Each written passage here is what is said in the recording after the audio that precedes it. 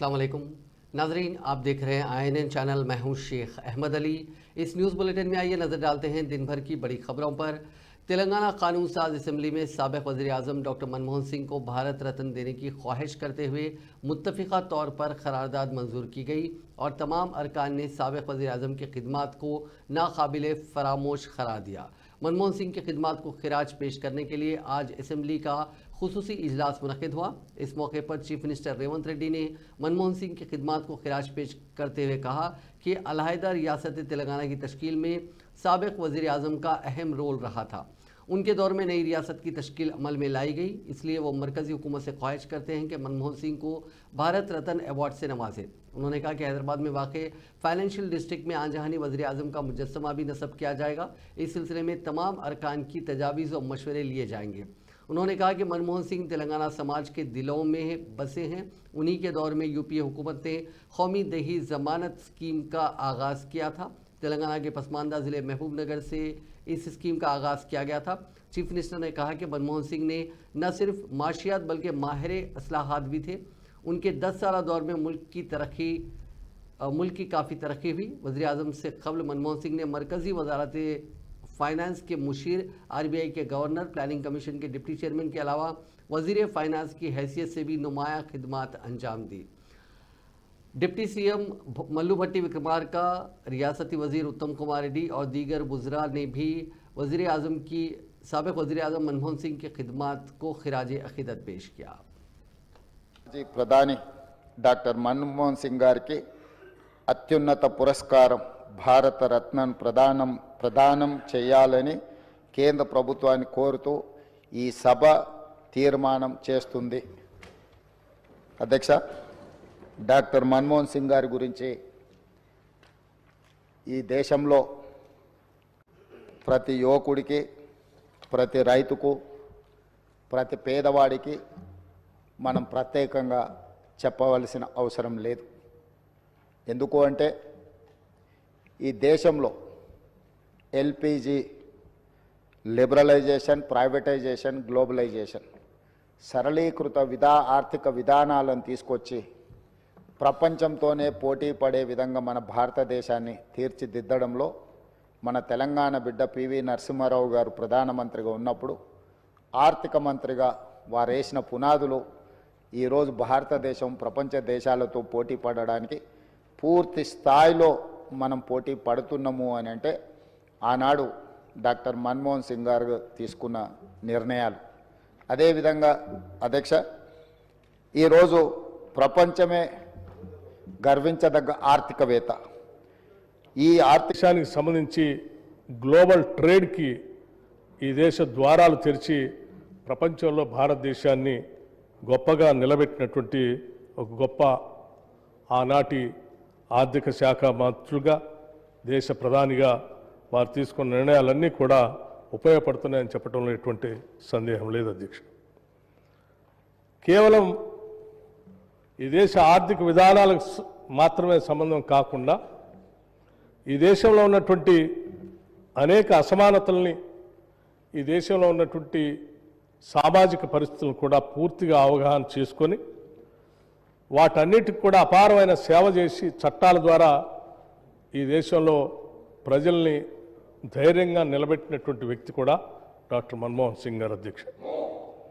దేశ సామాజిక రంగానికి వారు చేసినటువంటి సేవల్లో ఆనాడు UPA చైర్పర్సన్గా శ్రీమతి సోనియా గాంధీ గారి ఆధ్వర్యంలో దేశ ప్రధానిగా మన్మోహన్ సింగ్ గారు తీసుకున్నటువంటి కార్యక్రమాలు అనేక కుటుంబాలని దారిద్ర్యం నుండి బయటపడేయటమే కాకుండా పేద ప్రజల అభ్యున్నతి కోసం, సామాజిక రంగంలో భేదాభిక్కి ప్రజల సమున్నతి కోసం, వాళ్ళ హక్కుల కోసం అనేక చట్టాల రూపకల్పన చేసినటువంటి విషయాన్ని కూడా మనం అందరం గుర్తు చేసుకోవాల్సినటువంటి సందర్భం అధ్యక్ష. ముందు కానీ ఆ తర్వాత కానీ ఏ కేంద్ర ప్రభుత్వము కూడా మరి రైతులకి రుణమాఫీ చేయలేదని చెప్పి నేను మనం చేస్తున్నాను. మన్మోహన్ సింగ్ గారు ప్రధానమంత్రిగా మొత్తం భారతదేశంలో రైతుల రుణం మొత్తం మాఫీ చేసిన ఘనత వారికి దక్కుతుందని చెప్పి నేను మనం చేస్తున్నాను. అదేవిధంగా వారు తీసుకొచ్చిన కొన్ని హిస్టారిక్ లెజిస్లేషన్స్ ఈరోజు మనం ఉంటాం. రేపు ఇంకోరు ఉంటారు, కానీ చరిత్రలో నిలబడిపోయే లెజిస్లేషన్స్. ఆనాడు సోనియా గాంధీ గారు నేషనల్ అడ్వైజరీ కౌన్సిల్ అని ఒక అడ్వైజరీ కౌన్సిల్కి చైర్పర్సన్గా ఉండి, మరి మన్మోహన్ సింగ్ గారు ప్రధానమంత్రిగా అడ్వైజరీ కౌన్సిల్ మరి ఈ యూపీఏ ప్రభుత్వానికి కొన్ని సజెషన్స్, సూచనలు ఇచ్చేవారు. సోనియా గాంధీ గారి నాయకత్వంలోని నేషనల్ అడ్వైజరీ కౌన్సిల్ సూచనల మేరకు ప్రధాని మన్మోహన్ సింగ్ గారి యూపీఏ ప్రభుత్వం నేషనల్ రూరల్ ఎంప్లాयमेंट गारंटी स्कीम चट्टंगा తీసుకు. बीआरएस के कारगुजार सदर केटी रामाराव ने कहा कि साबिक वज़ीर आज़म डॉक्टर मनमोहन सिंह को भारत रत्न से नवाजने के सिलसिले में हुकूमत ने जो करारदाद असेंबली में पेश की है, उस करारदाद को उनकी पार्टी मुकम्मल तायद और हिमायत करती है। असेंबली में मनमोहन सिंह पर पेश की गई ताज़ियती करारदाद के मबाहिस में हिस्सा लेते हुए केटीआर ने कहा कि मनमोहन सिंह भारत रत्न जैसे बावकार अवार्ड के लिए पूरी तरह अहल हैं। मनमोहन सिंह ने अपनी तवील सियासी ज़िंदगी ईमानदारी, दयानतदारी से गुजारी।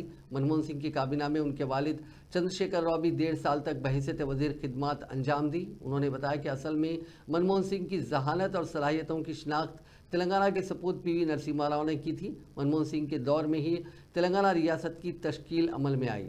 जमहूरी तर्ज की तहरीकों से मुतासिर होकर मनमोहन सिंह ने तेलंगाना की तश्कील का ऐलान किया था। मनमोहन सिंह ने कई माशी असलाहात भी लाए थे। इसी करारदाद पर बात करते हुए बीआरएस के रुकने असेंबली हरीश राव ने कहा कि मनमोहन सिंह को दिल्ली में काफ़ी इज्जत व एहतराम के साथ आखिरी रसूमात अंजाम दी गई थी, लेकिन तेलंगाना के सपूत व साबिक वज़ीर आज़म पीवी नरसिम्हा राव को वो इज्जत नहीं दी गई जिसके वो हकदार थे। उन्होंने निशानदेही की कि भारत के दीगर आनजानी वज़ीर आज़म के लिए दिल्ली में यादगारी तामीरात मौजूद हैं, लेकिन नरसिम्हा राव के लिए कोई ऐसी यादगार नहीं बनाई गई। बीआरएस के अरकान असेंबली ने मरकज़ी हुकूमत से मुतालबा किया कि वो पीवी नरसिम्हा राव को भी मुनासिब इज्जत देते हुए दिल्ली में उनके लिए एक यादगार तामीर करें। వేత్తగా ఆర్థిక సంస్కరణలు ప్రవేశపెట్టే సందర్భంలో డాక్టర్ మన్మోహన్ సింగ్ మాట్లాడిన మాట అధ్యక్ష ఆ మాటలు, ఆయన సిద్ధాంతం, ఆనాటి పివి నరసింహారావు గారి నాయకత్వం ఇవాళ ఈ దేశంలో సమూలమైన సంస్కరణలు తెచ్చింది. ఈ దేశంలో ఎన్నో రకమైన విప్లవాత్మకమైన మార్పులు కూడా వచ్చినాయి అధ్యక్ష. కేవలం 15 రోజులు మాత్రమే ఫారెక్స్ నిలువలు ఉన్న ఆనాటి పరిస్థితి నుంచి మొత్తం ప్రపంచం అంతా ఆశ్చర్యపోయే స్థాయికి దేశాన్ని పరిగెత్తించిన ఆర్థిక సంస్కరణశీలి డాక్టర్ మన్మోహన్ సింగ్. అనవసరపు డాంబికాలు, అనవసరపు ఆర్భాటాలు లేకుండా, హడావిడి లేకుండా సింపుల్ లివింగ్, హై థింకింగ్ అనే మాటకి పర్యాయ పదంగా డాక్టర్ మన్మోహన్ సింగ్ అని మనం చెప్పుకోవచ్చు అధ్యక్ష. Loyalty is a very rate. Loyalty అనేది, విశ్వాసం అనేది ఇవాళ రాజకీయాల్లో చాలా అరుదైన పదం అధ్యక్ష. అట్లాంటిది తనకు అండగా నిలబడ్డ మరి కాంగ్రెస్ పార్టీకి జీవితాంతం సేవలు అందించిన ఒక మహానుభావుడు డాక్టర్ మన్మోహన్ సింగ్. ఎందుకంటే ఒక ఆర్థిక మంత్రిగా, తర్వాత ప్రధానమంత్రిగా 10 ఏళ్ల పాటు పనిచేసి మరి పూర్తి స్థాయిలో ఆ పార్టీ అధికారం కోల్పోయిన తర్వాత కూడా అంతే స్థాయిలో గౌరవనీయులు మాజీ ప్రధానమంత్రి మన్మోహన్ సింగ్ గారికి సంతాపం తెలియజేసేందుకు సభానాయకులు రేవంత్ రెడ్డి గారు ప్రవేశపెట్టినటువంటి తీర్మానాన్ని బీఆర్ఎస్ పార్టీ పక్షాన సంపూర్ణంగా బలపరుస్తూ ఉన్నాం అధ్యక్ష. మరి లెజిస్లేటివ్ అఫైర్స్ మినిస్టర్ గారు కూడా ఇక్కడ ఉన్నారు. ఒక విషయం కూడా వారి దృష్టికి తెచ్చి నేను విషయంలోకి వెళ్తా అధ్యక్ష. మన్మోహన్ సింగ్ గారు పెద్దల సభలో ఆయన 33 సంవత్సరాలు పెద్దల సభలో పనిచేశారు. ఈరోజు మన రాష్ట్రంలో కూడా పెద్దల సభలో వారికి నివాళులు అర్పించుంటే మరింత సముచితంగా ఉండేది.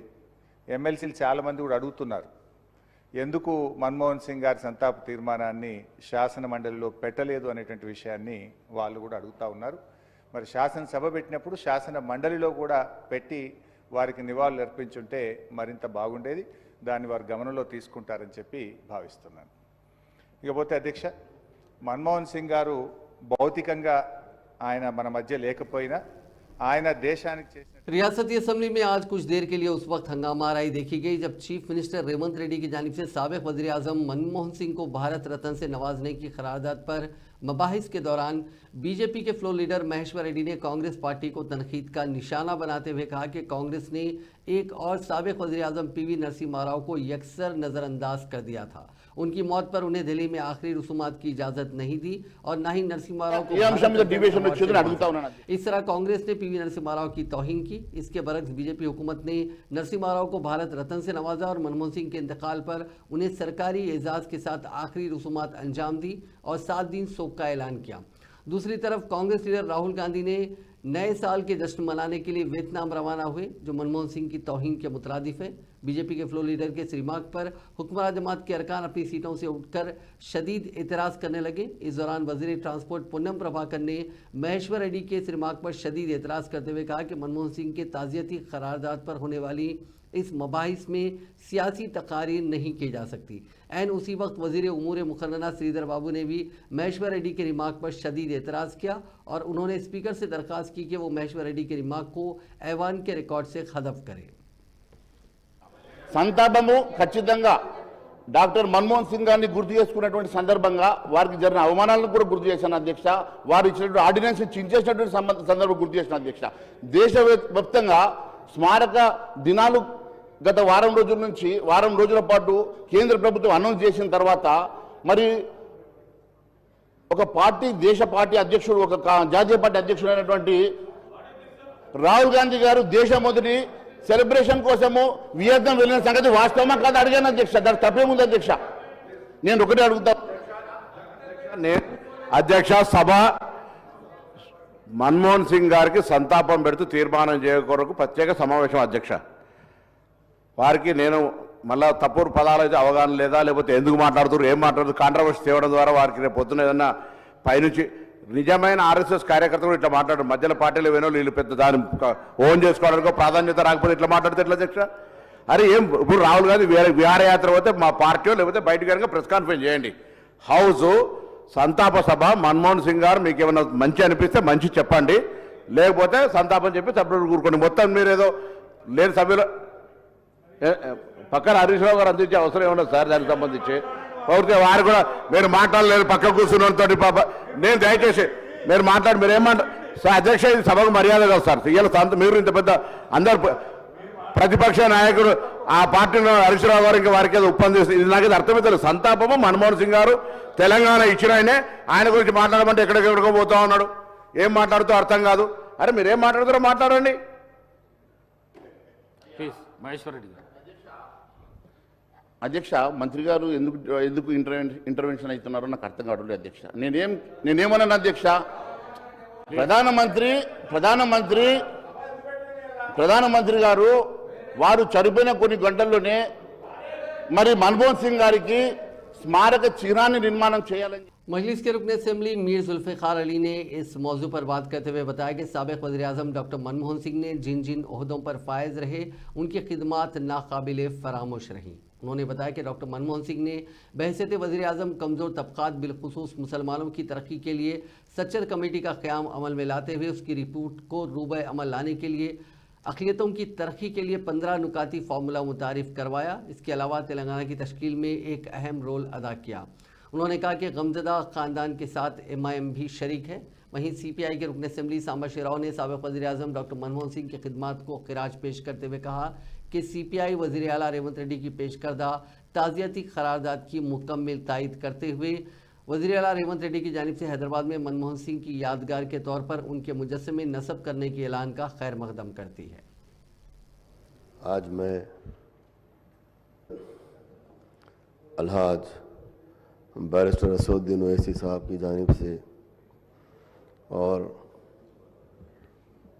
हबीब मिल्लत अली जनाब अलहाज अकबरुद्दीन ओवैसी साहब क़ायद मुक़न्ना तेलंगाना असम्बली व MLA की जानिब से आज मैं यहाँ पर बड़े अफसोस के साथ, बड़े गम के साथ इस बहस में जो हमारे साबिक़ prime minister doctor Manmohan Singh साहब के इंतकाल के मौके पर मैं यहाँ खड़ा हुआ हूँ।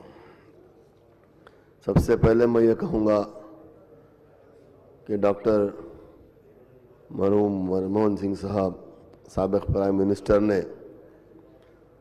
सबसे बड़ा तेलंगाना के लिए, तेलंगाना की आवाम के लिए आज जो हम यहाँ तेलंगाना असेंबली में बैठे हुए हैं, उसके लिए, तेलंगाना को बनाने के लिए एक अहम रोल उन्होंने अदा किया। అధ్యక్ష ధన్యవాదాలు। ఈరోజు ఇది ఒక పవిత్రమైనటువంటి కార్యక్రమం। ఈ దేశానికి ఎంతో సేవ చేసి దేశానికి గతి గమనాన్ని నేర్పినటువంటి, ఇవాళ ప్రపంచంలోనే 5 అడ్వాన్స్డ్ ఫుల్లీ డెవలప్డ్ కంట్రీస్లో మన భారతదేశం ఒకటిగా చేరటంలో ప్రధాన భూమికి పోషించినటువంటి పెద్దలు, గౌరవనీయులు, స్థితప్రజ్ఞులు శ్రీ మన్మోహన్ సింగ్ గారికి